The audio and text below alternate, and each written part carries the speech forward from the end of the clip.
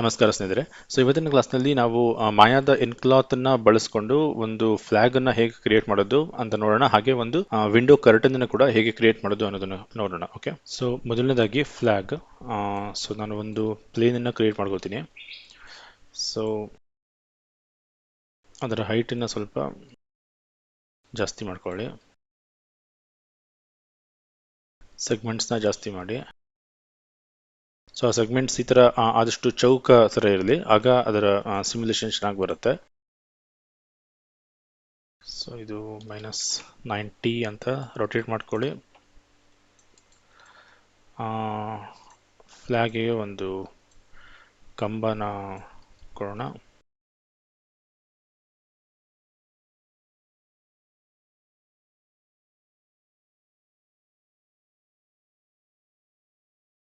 Okay, ಈ ಹಿಂದ್ಗಡೆ black ತರ ಕಾಣಿಸ್ದೇ ಇರಲಿ, ಹಾಗಾಗಿ ಸದ್ಯಕ್ಕೆ ವ್ಯೂಪೋರ್ಟ್ ಅಲ್ಲಿ ಅದು ಕಾಣಿಸ್ದೇ ಇರಲಿ ಅಂತ ಇಲ್ಲಿ ಲೈಟಿಂಗ್ ನಲ್ಲಿ 2 ಸೈಡೆಡ್ ಲೈಟಿಂಗ್ ನ ಆನ್ ಮಾಡ್ಕೋತೀನಿ. ಈಗ ಇವೆರಡಕ್ಕೂ ಕೂಡ ಫ್ರೀಸ್ ಟ್ರಾನ್ಸ್ಫಾರ್ಮೇಷನ್ಸ್ ನ ಕೊಡಿ, ಹಾಗೆ ಹಿಸ್ಟ್ರಿನ ಡಿಲೀಟ್ ಮಾಡಿ.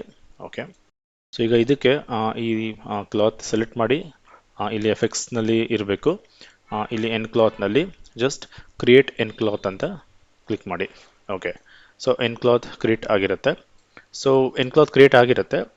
ನಂತರ ಇಲ್ಲಿ ಒಂದು 600 ಫ್ರೇಮ್ಸ್ನ ಇಟ್ಕೊಳ್ಳೋಣ. ಮತ್ತೆ ಇಲ್ಲಿ ಟೈಮ್ ಸ್ಲೈಡರ್ನಲ್ಲಿ ಪ್ಲೇ ಎವ್ರಿ ಫ್ರೇಮ್ ಅಂತ ಇರಲಿ, ಮ್ಯಾಕ್ಸ್ ಪ್ಲೇ ಸ್ಪೀಡ್ 24 FPS ಇರಲಿ, ಸೇವ್. ಓಕೆ, ಇಲ್ಲಿ 600 ಫ್ರೇಮ್ಸ್ ಇದೆ. ಓಕೆ, ಪ್ಲೇ ಮಾಡಿ ನೋಡಿದ್ರೆ ಅದು ಆಕ್ಚುಲಿ ಕೆಳಗಡೆ ಹೋಗುತ್ತೆ. ಹಾಗೆ ಅಂದ್ರೆ ಇಲ್ಲಿ ನಾವು ಈ ಫ್ಲಾಗ್ ಈ ಕಂಬಕ್ಕೆ ಅಟ್ಯಾಚ್ ಆಗಿರ್ಬೇಕಲ್ಲ, ಅದಕ್ಕೆ ನಾವೇನ್ ಮಾಡ್ಬೇಕಂದ್ರೆ ವರ್ಟೆಕ್ಸ್ ಮೋಡಿಗೆ ಹೋಗಿ ಇದರಲ್ಲಿ ನಿಮ್ಗೆ ಯಾವ ತರ ಬೇಕಾದ್ರೂ ಸೆಲೆಕ್ಟ್ ಮಾಡ್ಬೋದು. ಇಲ್ಲಿ ಸ್ವಲ್ಪ ವರ್ಟೆಕ್ಸ್ ಸೆಲೆಕ್ಟ್ ಮಾಡಿದ್ರು ನಡೆಯುತ್ತೆ. ಇಲ್ಲ, ನಾನು ಈ ತರ ಮಾಡ್ತೀನಿ. ಇಲ್ಲಿ ಈ 2 ರೋ ಆಫ್ ವರ್ಟೈಸಸ್ ಏನಿದೆ ಇಷ್ಟನ್ನ ಸೆಲೆಕ್ಟ್ ಮಾಡಿ, ಇಲ್ಲಿ ಕಂಬಕ್ಕೆ ನಾವು ಏನು ಮಾಡೋದಿಲ್ಲ. ಓಕೆ, ಈ ಕಂಬದ ನಾವು ತಂಟೆಗೆ ಹೋಗೋದಿಲ್ಲ. ಜಸ್ಟ್ ಈ 2 ರೋ ಆಫ್ ವರ್ಟೈಸಸ್ ನ ಸೆಲೆಕ್ಟ್ ಮಾಡಿ, ಇಲ್ಲಿ nCloth ಪಕ್ಕದಲ್ಲಿ n ಕನ್ಸ್ಟ್ರೆಂಟ್ ಅಂತ ಏನಿದೆ ಇದರಲ್ಲಿ ಬಂದರೆ ನಿಮಗೆ ಈ ಕ್ರಿಯೇಟ್ ಆಪ್ಷನ್ ನಲ್ಲಿ ಟ್ರಾನ್ಸ್ಫಾರ್ಮ್ ಕನ್ಸ್ಟ್ರೆಂಟ್ ಅಂತ ಒಂದು ಆಪ್ಷನ್ ಇರುತ್ತೆ. ಓಕೆ, ಡೈರೆಕ್ಟ್ ಆಗಿ ಜಸ್ಟ್ ಅದ್ರ ಮೇಲೆ ಕ್ಲಿಕ್ ಮಾಡಿ, ಈ ವರ್ಟೈಸಸ್ ನ ಸೆಲೆಕ್ಟ್ ಮಾಡಿ, ಅದನ್ನ ಟ್ರಾನ್ಸ್ಫಾರ್ಮ್ ಕನ್ಸ್ಟ್ರೆಂಟ್ ಅಂತ ಕೊಡಿ. ಓಕೆ, ಆಪ್ಷನ್ಸ್ ಬಾಕ್ಸ್ ನಲ್ಲಿ ಅಂತದ್ದು ಏನೂ ಇರೋದಿಲ್ಲ, ಜಸ್ಟ್ ಇದು ಬೇಡ, ಜಸ್ಟ್ ಕ್ರಿಯೇಟ್ ಕನ್ಸ್ಟ್ರೆಂಟ್ ಅಂತ ಕೊಡಬಹುದು. ಓಕೆ, ಅಷ್ಟೇ. ಈಗ ನೀವು ಪ್ಲೇ ಮಾಡಿ ನೋಡಿ. ಆ 2 ವರ್ಟೈಸಸ್ ಫಿಕ್ಸ್ಡ್ ಆಗಿರುತ್ತೆ, ಅದು ಅಲ್ಗಾಡೋದಿಲ್ಲ. ಬಟ್ ಏನಾಗಿದೆ ಅಂದರೆ ಬಾವುಟ ಹಾರಾಡ್ತಾ ಇಲ್ಲ, ಯಾಕಂದರೆ ಅದಕ್ಕೆ ಯಾವುದೇ ವಿಂಡ್ ಇಲ್ಲ. ಓಕೆ, ಈ ಬಾವುಟನ ಸೆಲೆಕ್ಟ್ ಮಾಡಿ, nClothನ ಸೆಲೆಕ್ಟ್ ಮಾಡಿ, ನೀವು ಇಲ್ಲಿ ನ್ಯೂಕ್ಲಿಯಸ್ ಆಪ್ಷನ್ಗೆ ಹೋದರೆ ಗ್ರಾವಿಟಿ ಆ್ಯಂಡ್ ವಿಂಡ್ನಲ್ಲಿ ವಿಂಡ್ ಡೈರೆಕ್ಷನ್ ಯಾವುದಿರಬೇಕಿಲ್ಲಿ? ಝೆಡ್ ಇದೆ, ಅದು ನೆಗೆಟಿವ್ ಝೆಡ್. ಝೆಡ್ ಆ್ಯಕ್ಚುಲಿ ಈ ಥರ ಝೆಡ್ ಇದೆ, ಇದು ನೆಗೆಟಿವ್ ಝೆಡ್. ವಿಂಡ್ ಡೈರೆಕ್ಷನ್ ಬಂದ್ಬಿಟ್ಟು ಇದು ಎಕ್ಸ್, ಇದು ವೈ, ಇದು ಝೆಡ್ ಆಗಿರುತ್ತೆ. ಎಕ್ಸ್ 0 ಇರಲಿ, ಝೆಡ್ ಬಟ್ ಅದು ಕೂಡ -1, ನೆಗೆಟಿವ್ ಝೆಡ್ ಡೈರೆಕ್ಷನ್ ಕೊಡಬೇಕು. ಡೈರೆಕ್ಷನ್ ಕರೆಕ್ಟ್ ಆಗಿದೆ. ವಿಂಡ್ ಸ್ಪೀಡ್ ಕೊಡಿ, ಸ್ವಲ್ಪ ಒಂದು 10 ಕೊಟ್ಟು ನೋಡೋಣ. 10 ಅಂತ ಕೊಟ್ಬಿಟ್ಟು ಪ್ಲೇ ಮಾಡಿ ನೋಡಿ.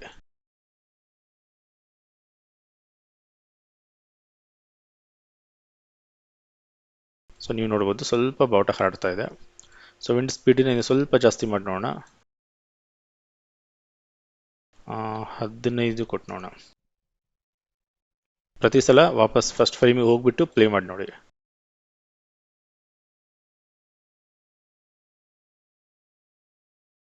ಈಗ ಒಂದು ರೇಂಜ್ಗೆ ಬಾವುಟ ಹಾರಾಡ್ತಾ ಇದೆ. ನೀವು ರೆಂಡರ್ ಮಾಡಿದಾಗ ನಿಮಗೆ ಈ ಡಾಟ್ಸ್ ಏನಿದೆ ಇದೇನು ಕಾಣಿಸೋದಿಲ್ಲ. ಓಕೆ, ರೆಂಡರ್ ಮಾಡಿದಾಗ ಅದೇನು ಬರೋದಿಲ್ಲ. ನೀಟಾಗಿ ಬಾವುಟ ಥರನೇ ಬರುತ್ತೆ.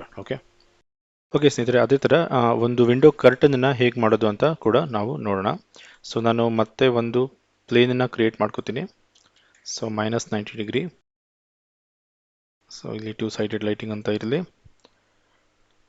ಸ್ಕೇಲ್ ಮಾಡ್ಕೊಳ್ಳಿ, ಸ್ವಲ್ಪ ಹೈಟ್ ವೈಸ್ ಸ್ಕೇಲ್ ಆಗಿರಲಿ. ಇದು ಒಂದು 50 ಇರಲಿ, ಮತ್ತು ಸಬ್ ಡಿವಿಷನ್ ಹೈಟ್ ಬಂದ್ಬಿಟ್ಟು ಒಂದು 30 ಇರಲಿ. ಓಕೆ, ಸ್ವಲ್ಪ ಜಾಸ್ತಿ ಮಾಡ್ಬೋದು. ಇದು 60 ಇರಲಿ, ಇದು 40 ಅಥವಾ 38 ಇರಲಿ. ಈ ಬಾಕ್ಸ್ಗಳು ಚೌಕ ಇರೋದು ಆದಷ್ಟು ಒಳ್ಳೆಯದು. 32. Okay, fine. ಈಗ ಮತ್ತೆ ಇದರ ಟ್ರಾನ್ಸ್ಫಾರ್ಮೇಷನ್ ಫ್ರೀಸ್ ಮಾಡಿ, ಹಾಗೆ ಇದರ ಹಿಸ್ಟ್ರಿನ ಡಿಲೀಟ್ ಮಾಡಿ. ಸೊ ಕರ್ಟನ್ಗೆ ಬೇಕಾದಂಥ ಮೇಲ್ಗಡೆ ಆ ಸಿಲಿಂಡರ್ ಅಥವಾ ಡಿಸೈನ್ಗಳು ಅದನ್ನೇನು ನಾನು ಇಲ್ಲಿ ಮಾಡ್ತಾ ಇಲ್ಲ, ಇಲ್ಲಿ ಜಸ್ಟ್ ನಾವು ಕಾನ್ಸೆಪ್ಟ್ ನೋಡೋಣ ಅಷ್ಟೇ ಹೇಗೆ ಮಾಡೋದು ಅಂತ. ಓಕೆ, ಸೊ ಆ ಮಾಡಲಿಂಗ್ ಡಿಸೈನ್ ಹೇಗೆ ಬೇಕೋ ನೀವು ಅದನ್ನು ನಂತರ ಮಾಡ್ಕೋಬೋದು. ನಮ್ಗೆ ಮೊದಲು ಕರ್ಟನ್ ಹೇಗೆ ಕ್ರಿಯೇಟ್ ಮಾಡೋದು ಎನ್ಕ್ಲೋತಲ್ಲಿ ಅಂತ ಗೊತ್ತಾದರೆ ಆಮೇಲೆ ಉಳಿದಿದ್ದನ್ನು ನಾವು ನಮ್ಗೆ ಹೇಗೆ ಬೇಕೋ ಆ ಥರ ಮಾಡ್ಕೋಬೋದು. ಸೊ ಇದನ್ನು ಸೆಲೆಕ್ಟ್ ಮಾಡಿದ್ದೀನಿ, ಈ ಪ್ಲೇನನ್ನು ಸೆಲೆಕ್ಟ್ ಮಾಡಿ ಮೊದಲನೇದಾಗಿ ಇದನ್ನು ಕ್ರಿಯೇಟ್ ಎನ್ಕ್ಲಾತ್, ಸೊ ಎನ್ಕ್ಲಾತ್ ಆಗಿ ಕನ್ವರ್ಟ್ ಮಾಡಿ. ಸೊ ಎನ್ಕ್ಲಾತ್ ಆಗಿ ಕ್ರಿಯೇಟ್ ಆಗಿದೆ. ನಂತರ ನಾವು ಜಸ್ಟ್ ಈಗ ನೋಡಿದ್ವಿ ಟ್ರಾನ್ಸ್ಫಾರ್ಮ್ ಕನ್ಸ್ಟ್ರೇಂಟ್ ಕೊಡೋದು. ಮೊದಲ ಎರಡು ರೋಗಳನ್ನು ಇಲ್ಲೂ ಕೂಡ ನಾನು ಎರಡು ವರ್ಟೈಸಸ್ಗಳನ್ನು ರೋ ಆಫ್ ವರ್ಟೈಸಸ್ನ ಸೆಲೆಕ್ಟ್ ಮಾಡಿ ಎನ್ ಕನ್ಸ್ಟ್ರೇಂಟ್ನಲ್ಲಿ ಟ್ರಾನ್ಸ್ಫಾರ್ಮ್ ಕನ್ಸ್ಟ್ರೇಂಟ್ ಅಂತ ಕ್ಲಿಕ್ ಮಾಡ್ತೀನಿ. ಸೊ ಅಲ್ಲಿಗೆ ಹಾಗೆ ಒಂದು 600 ಫ್ರೇಮ್ಸ್ ಇರಲಿ ಮತ್ತು ಇದು ಪ್ಲೇ ಎವ್ರಿ ಫ್ರೇಮ್ ಕರೆಕ್ಟ್ ಆಗಿದೆ. ಸೊ ನೀವು ಪ್ಲೇ ಮಾಡಿ ನೋಡಿದರೆ ಸೊ ಅಲ್ಲಿ ಜಸ್ಟ್ ಅದೊಂಥರ ಸ್ಪ್ರಿಂಗ್ ಥರ ಬಿಹೇವ್ ಮಾಡುತ್ತೆ. ಓಕೆ, ಸೊ ಈಗ ಇದನ್ನು ಕರ್ಟನ್ ಥರ ಮಾಡೋದಕ್ಕೆ ಇಲ್ಲಿ ನಾವು ಯಾವ ಥರ ಮಾಡ್ಬೋದು ಅಂದರೆ, ಸೊ ನಾನು ಒಂದು ಸಿಂಪಲ್ ಟೆಕ್ನಿಕ್ ತೋರಿಸ್ತೀನಿ. ಸೊ ಇದು ಒಂದು ಈ ರೀತಿಯ ಒಂದು ಆಬ್ಜೆಕ್ಟನ್ನು ತಗೊಳ್ಳಿ. ಸೊ ಆದಷ್ಟು ರೌಂಡ್ ಜಾಸ್ತಿ ಇರಲಿ. ಓಕೆ, ಇದರ ಥಿಕ್ನೆಸ್ ಕೂಡ ಸ್ವಲ್ಪ ಕಮ್ಮಿ ಇರಲಿ. ಓಕೆ, ಸೊ ಈಗ ಈ ಆಬ್ಜೆಕ್ಟನ್ನು ಇದರ ಟ್ರಾನ್ಸ್ಫಾರ್ಮೇಷನ್ಸ್ ಕೂಡ ಫ್ರೀಸ್ ಮಾಡಿ ಇದನ್ನು ಕೂಡ ಹಿಸ್ಟ್ರಿನ ಡಿಲೀಟ್ ಮಾಡಿ. ಫೈನ್. ಓಕೆ, ಈಗ ಈ ಆಬ್ಜೆಕ್ಟನ್ನು ಸೆಲೆಕ್ಟ್ ಮಾಡಿ ಇದನ್ನು ಕ್ರಿಯೇಟ್ ಪ್ಯಾಸಿವ್ ಕೊಲೈಡರ್. ಓಕೆ, ಅದನ್ನು ಸೆಲೆಕ್ಟ್ ಮಾಡಿ ಜಸ್ಟ್ ಇದರ ಮೇಲೆ ಕ್ಲಿಕ್ ಮಾಡಿ ಕ್ರಿಯೇಟ್ ಪ್ಯಾಸಿವ್ ಕೊಲೈಡರ್ ಅಂತ. ಸೊ ಇದು ಈಗ ಪ್ಯಾಸಿವ್ ಕೊಲೈಡರ್ ಆಗಿ ಬಿಹೇವ್ ಮಾಡುತ್ತೆ. ಅಂದರೆ ಈ ಆಬ್ಜೆಕ್ಟ್ ಎನ್ಕ್ಲಾತ್ ಜೊತೆ ಕೊಲೈಡ್ ಆಗುತ್ತೆ, ಅವೆರಡು ಕೂಡ ಇಂಟ್ರಾಕ್ಟ್ ಆಗುತ್ತೆ. ಓಕೆ, ಸೊ ಅದು ಹೇಗೆ ಇಂಟ್ರಾಕ್ಟ್ ಮಾಡೋದು? ಸೊ ಅದಕ್ಕೋಸ್ಕರ ಆ ಇಂಟ್ರಾಕ್ಷನ್ ಕೊಡೋದಕ್ಕೋಸ್ಕರ ನಾವು ಈ ಆಬ್ಜೆಕ್ಟಿಗೆ ಒಂದಿಷ್ಟು ಅನಿಮೇಷನ್ ಕೊಡೋಣ. ಓಕೆ, ಸೊ ಹೇಗೆ ಇದನ್ನು ಸೆಲೆಕ್ಟ್ ಮಾಡಿ ಮೊದಲನೇ ಫ್ರೇಮಿಗೆ ಬನ್ನಿ. ಸೊ ಎಸ್ ಅಂತ ಪ್ರೆಸ್ ಮಾಡಿ. ಸೊ ಕೀ ಫ್ರೇಮ್ ಕ್ರಿಯೇಟ್ ಆಗುತ್ತೆ. ಸೊ ಒಂದು 200ನೇ ಫ್ರೇಮಿಗೆ ಬಂದುಬಿಟ್ಟು ಸೊ ಇದರ ಸ್ಕೇಲನ್ನು ನಾನು ಕಡಿಮೆ ಮಾಡ್ತೀನಿ ಈ ಥರ. ಓಕೆ, ಸೊ ಫಸ್ಟ್ ಫ್ರೇಮಲ್ಲಿ ಹೀಗಿದೆ, 200ನೇ ಫ್ರೇಮಲ್ಲಿ ಈ ಥರ ಇದೆ. ಓಕೆ, ಸೊ ಈಗ ಇದನ್ನು ಪ್ಲೇ ಮಾಡಿ. ಸೊ ಅದು ಪ್ಯಾಸಿವ್ ಕೊಲೈಡರ್ ಆಗಿರೋದ್ರಿಂದ ಅದು ಒಂದಕ್ಕೊಂದು ಕೊಲೈಡ್ ಆಗುತ್ತೆ. ಓಕೆ, ಸೊ ಅದೇ ಥರ ಈಗ ಇದು ಇಲ್ಲಿ ಸೈಜ್ ಕಡಿಮೆ ಮಾಡುತ್ತೆ. ನಂತರ ಅದೇ ಆಬ್ಜೆಕ್ಟಿಗೆ 220ಇಂದ ಒಂದು 340 ತನಕ ಸೊ ಈ ಕಡೆ ಮೂವ್ ಮಾಡ್ತೀನಿ. ಓಕೆ, ಸೊ ಈ ಕಡೆ ಒಂದು ಸ್ವಲ್ಪ ಮೂವ್ಮೆಂಟ್ ಕೊಡೋಣ. ಓಕೆ, ಸೊ ಈಗ ಹೇಗಾಗುತ್ತೆ ನೋಡೋಣ.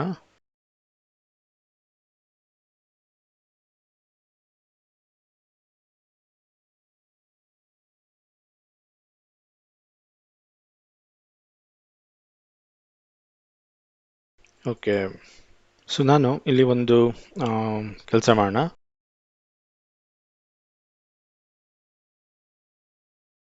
ಓಕೆ, ಸೊ ಇದರ ಟ್ರಾನ್ಸ್ಫಾರ್ಮೇಷನ್ಸ್ನ ಫ್ರೀಸ್ ಮಾಡಿ, ಬಟ್ ಹಿಸ್ಟ್ರಿನ ಡಿಲೀಟ್ ಮಾಡೋದು ಬೇಡ. ಓಕೆ, ಸೊ ಹಿಸ್ಟ್ರಿನ ಡಿಲೀಟ್ ಮಾಡೋದಿಲ್ಲ. ಅದರಿಂದ ಏನಾಗುತ್ತೆ, ನನಗೆ ಈ ರೇಡಿಯಸ್ ಪ್ಯಾರಾಮೀಟರ್ ಹಾಗೆ ಸಿಗುತ್ತೆ.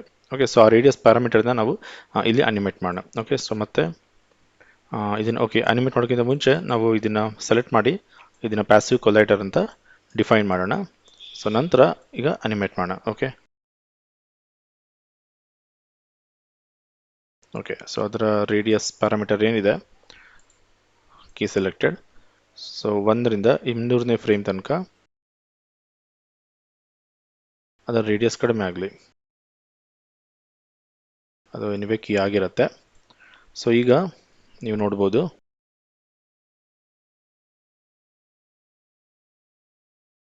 ಓಕೆ, ಸೊ ಹಾಗೇನೆ 200ನೇ ಫ್ರೇಮಲ್ಲಿ ಎಸ್ ಅಂತ ಪ್ರೆಸ್ ಮಾಡಿ. ಸೊ ಎಲ್ಲ ಕೀ ಫ್ರೇಮ್ ಆಗಲಿ ಒಂದು 360 ತನಕ. ಸೊ ಇದು ಈ ಕಡೆ ಬಂದು ಹಾಗೆ ಸ್ವಲ್ಪ ಈ ಥರ ರೊಟೇಟ್ ಆಗಲಿ, ಸ್ವಲ್ಪ ಮೇಲ್ಗಡೆ ಬರಲಿ. ಓಕೆ, ಸೊ ಈಗ ಹೇಗಾಗುತ್ತೆ ನೋಡೋಣ.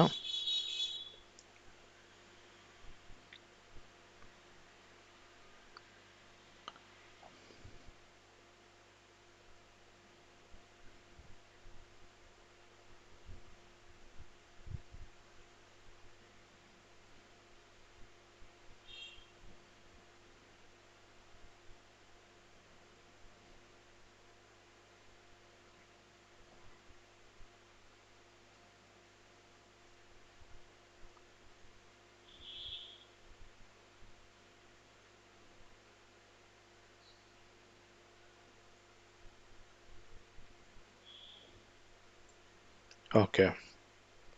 ಸೊ ಈ ರೀತಿಯ ಒಂದು ರಿಸಲ್ಟ್ ಸಿಕ್ಕಿದೆ ನಮಗೆ. ಓಕೆ ಸ್ನೇಹಿತರೆ, ಈ ಥರ ನಾವು ಎನ್ಕ್ಲಾತ್ನ ಯೂಸ್ ಮಾಡಿಕೊಂಡು ಫ್ಲ್ಯಾಗ್ಗಳನ್ನು, ವಿಂಡೋ ಕರ್ಟನ್ಗಳನ್ನು, ಇನ್ನೂ ಸಾಕಷ್ಟು ಕ್ಲಾತ್ ರಿಲೇಟೆಡ್ ಕ್ಲಾತ್ ಆಬ್ಜೆಕ್ಟ್ಗಳನ್ನು ಕ್ರಿಯೇಟ್ ಮಾಡಬಹುದು. ಓಕೆ, ಸೊ ಒಂದ್ಸಲ ನಾವು ಈ ಅನಿಮೇಷನ್ ಅಥವಾ ಈ ಸಿಮ್ಯುಲೇಷನ್ ಮಾಡಿದ ನಂತರ ಸೊ ಅದರ ಕ್ವಾಲಿಟಿನ ಅಥವಾ ಸಿಮ್ಯುಲೇಷನ್ ಇಂಪ್ರೂವ್ ಆಗೋದಕ್ಕೋಸ್ಕರ ಸೊ ಅದನ್ನು ಸೆಲೆಕ್ಟ್ ಮಾಡಿ ಅದರ ಡೈನಾಮಿಕ್ ಪ್ರಾಪರ್ಟಿಗಳನ್ನು ಇಲ್ಲಿಂದ ಎಡಿಟ್ ಮಾಡ್ಬೋದು. ಓಕೆ, ಸೊ ನಿಮಗೆ ಒಂದು ವೇಳೆ ಡೈನಾಮಿಕ್ ಪ್ರಾಪರ್ಟಿಗಳನ್ನು ಎಡಿಟ್ ಮಾಡೋಕ್ಕೆ ಸರಿಯಾಗಿ ಗೊತ್ತಾಗಿಲ್ಲ ಅಂದರೆ ನೀವು ಅಟ್ಲೀಸ್ಟ್ ಅದರ ಪ್ರೀಸೆಟ್ಸ್ನ ಯೂಸ್ ಮಾಡ್ಬೋದು. ಓಕೆ, ಸೊ ಬರಲ್ಲ, ಇಲ್ಲಿ ಬೇರೆ ಬೇರೆ ಅದು ಹೇಗೆ ಬಿಹೇವ್ ಮಾಡಬೇಕು ಅಂತ ಒಂದಿಷ್ಟು ಕೆಲವು ರೆಡಿಮೇಡ್ ಪ್ರೀಸೆಟ್ಸ್ನ ಕೊಟ್ಟಿದ್ದಾರೆ, ಟಿ ಶರ್ಟ್ ಥರ, ಸಿಲ್ಕ್ ಥರ. ಸೊ ಅದನ್ನು ಯೂಸ್ ಮಾಡಿ ಅದನ್ನು ಅಪ್ಲೈ ಮಾಡಿ ಜಸ್ಟ್ ರಿಪ್ಲೇಸ್ ಅಂತ ಕ್ಲಿಕ್ ಮಾಡಿ ಸೊ ಅದನ್ನು ಟ್ರೈ ಮಾಡಿ ನೋಡ್ಬೋದು. ಓಕೆ, ಸೊ ಅದರ ಸೆಟ್ಟಿಂಗ್ಸ್ ಬಗ್ಗೆ ನಾವು ಮತ್ತೊಂದು ಕ್ಲಾಸಲ್ಲಿ ಡೀಟೇಲ್ ಆಗಿ ನೋಡೋಣ. ಓಕೆ ಓಕೆ ಸ್ನೇಹಿತರೆ, ಮತ್ತೆ ಮುಂದಿನ ಕ್ಲಾಸ್ನಲ್ಲಿ ಭೇಟಿಯಾಗೋಣ. ನಮಸ್ಕಾರ.